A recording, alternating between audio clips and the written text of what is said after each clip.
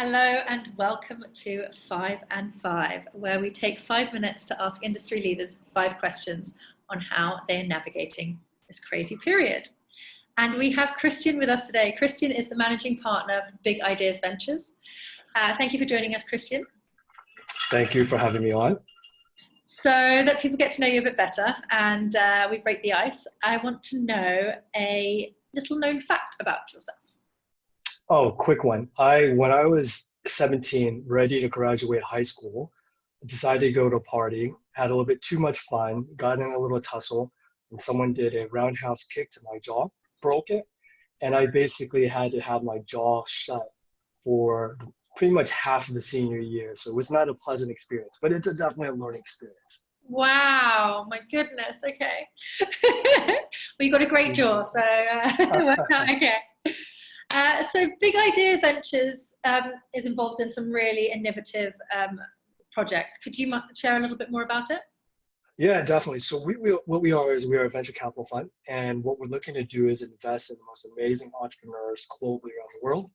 And we focus specifically on a category called alternative protein, which is basically food that's made from plant or food that's actually grown in a laboratory. So example, people will probably know what Impossible Burgers, Beyond Burgers, and those are companies that we invest in, but a lot earlier.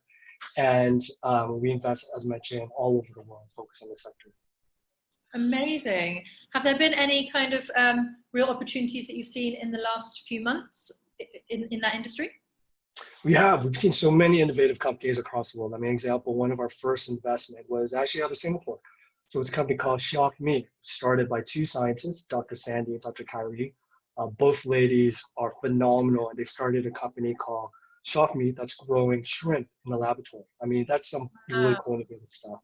Our other investment, again, out of Singapore, was a company called Confetti Food, and it was started by a first-time entrepreneur.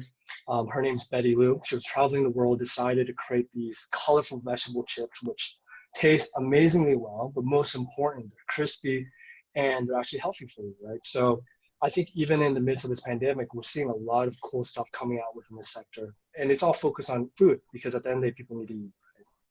Right? Has the industry been massively affected by the COVID situation? It hasn't. So in a way, it has been impacted due to the fact that, look, across the world, everyone can't go anywhere, right? So if you need to produce food, it's quite challenging, right? How do you get the food supply? How do you get the ingredients? On the other hand, and this is, when I say this, bearing in mind, my thoughts go to everyone that's been impacted, is there is an upside, which is a lot of people are realizing is the way we currently eat right now is not sustainable. So there needs to be alternative ways of eating food that doesn't come from animals. And I think that's something that really resonates well with us now and definitely in the future. Yeah, there's definitely a lot more consideration and thought to environmental impacts. For sure. So are there any cool initiatives that you've seen as well in the last few months? Is there anything that you'd like to highlight? Yeah, I mean, I can't give the exact name, but there was a company we looked at out of Europe, and awesome team. The team was basically creating a product that's created from microalgae. So if you don't know what microalgae, it's basically pond scum, right? It's green, it smells horrible. Yeah, it's algae, right?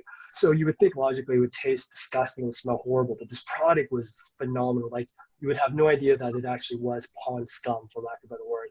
But here's a really cool thing about it was, by the way it was creating, by you actually consuming this product, you would actually be carbon negative by actually consuming it. And the way they did it was really, the team was able to source supplies and ingredients in the whole supply chain that actually was a net carbon positive. So imagine you're eating something and you're actually contributing to a net carbon positive. It's a super cool concept, right? Okay, well, I don't know if this is going to feed into, but my last question, if you had unlimited money, what would you create to change or entertain the world?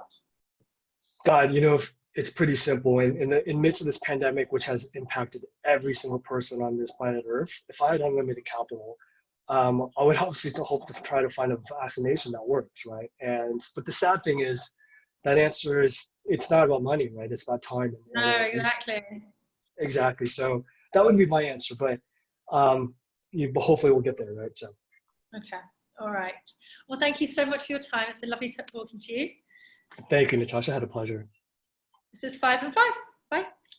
Okay, great. Cut.